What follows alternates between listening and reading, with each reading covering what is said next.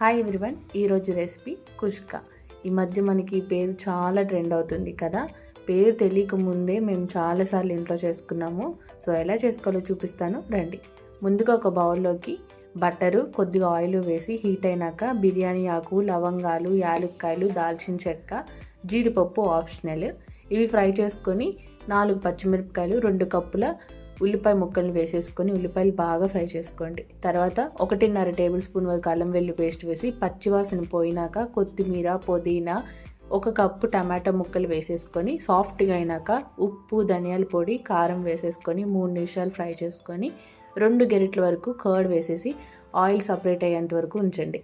ఇలా oil separate అయినాక hot water, అలాగే వాష్ చేసుకున్న బిర్యానీ బాస్మతి బియ్యం ఉంటుంది కదా, అవి వేసేసుకొని ఒక్కసారి మిక్స్ చేసుకొని ఉప్పు కారం సరిపోయిందో చూసేసి మూత పెట్టేసి కుక్ చేసుకుంటే రెడీ మన కుష్కా. లైక్ కొట్టండి.